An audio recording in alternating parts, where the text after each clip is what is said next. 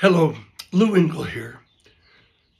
I'm sending this video with a deep sense of urgency over what's taking place in America and what I believe could be a defining historic moment on October 12th, where we're calling 1,000,000 women, Esthers, and their Mordecais to gather to the mall in DC on the Day of Atonement, daring to believe that in a massive solemn assembly, as it was in the days of Joel, as it was in the days of Esther, as it was in the days of Jehoshaphat, united, massive, humbling of ourselves and fasting, God shifted history.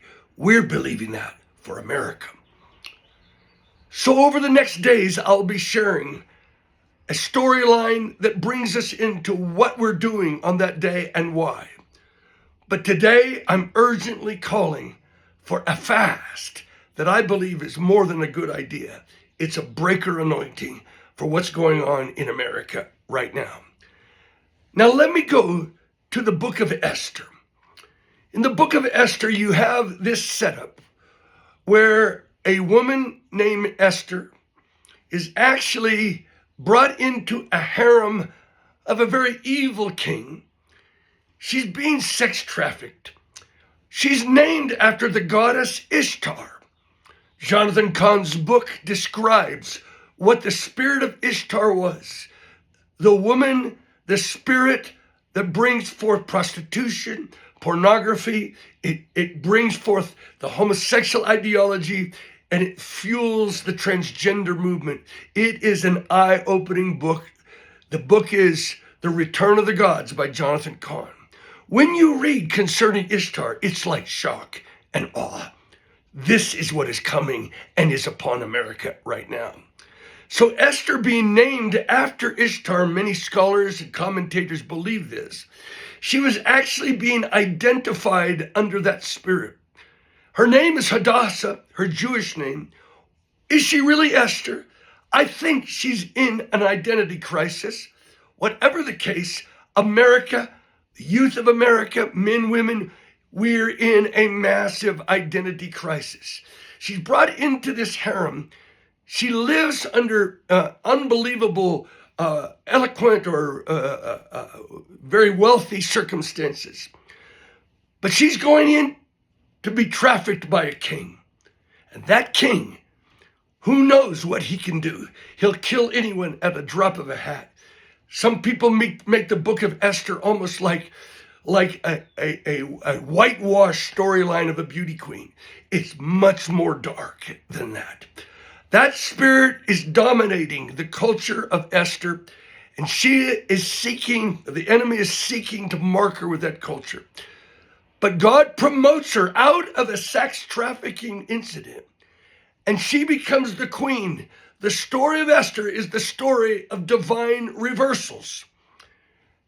It's the story of an orphan who becomes a queen. And we believe we're in the days when God is laying his hands on righteous women that before had no hope. God is going to raise them up and give them voices. And out of their pain will become their greatest prophecy. Now, in this setting, we've got to understand that another person is brought into the storyline and is raised up, a political leader named Haman. Now, Haman is carrying the spirit of anti-Semitism from the most ancient days of the book of the book of Genesis.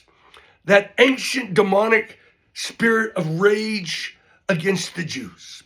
That spirit is manifesting today. Now, he makes a decree, and before he does it, he casts lots to determine what day he will destroy the Jews. Now, let me understand, he is a human leader, political leader, who is under the influence of the spirit of Ishtar that's over the whole culture. A spirit of anti-Semitism, a spirit anti-God. He is the avatar. That word means the human host of a spirit. He is under either spirit possession, probably, or he is influenced by the spirit of Ishtar and her ideology. Let's not whitewash the book of Esther. There are human hosts who carry ideologies that are fueled by demonic spirits.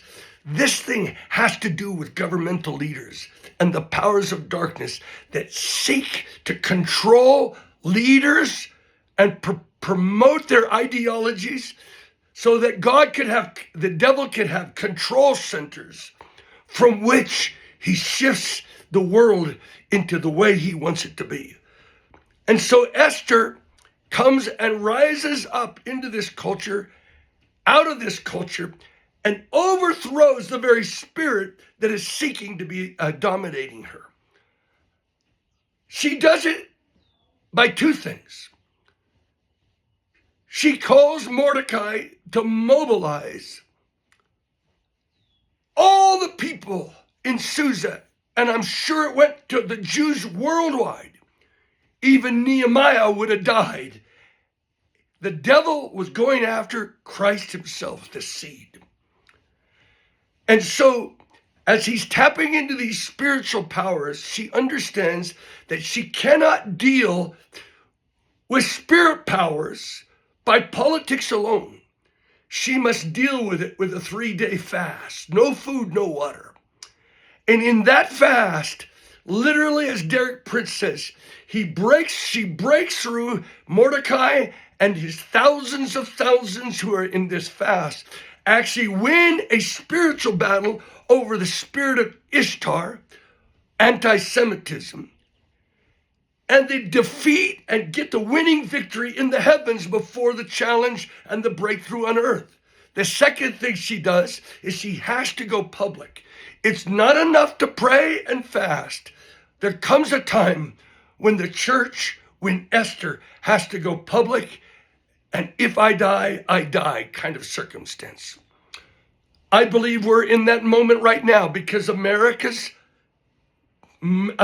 future, I believe we're in a hinge of history moment, a last stand for this nation, that if certain ideologies are going to be brought forth through the avatars of government, it will take our children, it will take Christian liberties, it will affect a stand against Israel. I believe that we must be in a true Esther moment. I was just in New York City on the days and the anniversary where the Stonewall riots took place, that according to Jonathan Cahn, and I believe it, was the gateway entrance of the LGBT ideologies. We're not talking about people struggling with same-sex desires. We're talking about a spirit ideology that is being fueled across the world and affecting our children by the thousands. I was with 65 women influenced on social media. Jesse Green had called them together in New York City at that very time when the march took place, the Gay Pride March took place, where thousands and thousands marched all over the world. And she gathered these influencers that actually touched between 30 and 50 million people. And as I was speaking, I felt stirred in my heart that Esther, kind of represented by these women influencers, actually commanded Mordecai to call a fast, a 3-day fast. And I said this, as a Mordecai, even according to the dream I had in 2017, that the Esthers would arise and break the witchcraft in America. I said, I am waiting for Esther to command me to call a 3-day Esther fast. Immediately, the leaders of the movement put their heads together. This is called leadership. And they said, Lou, it's the 29th, 30th, and 31st of July. We're calling this fast. And we're calling all these influencers to call forth and command this fast to those millions of followers. And so today, as a Mordecai, I believe we're in a hinge of history moment, an Esther moment, that spirit of Ishtar must be broken, that is coming so strong against our children, and even in the political realm, the Satan is trying to gain a final stronghold that will destroy this nation. We're calling men and women all across the nation 3 days Esther fast.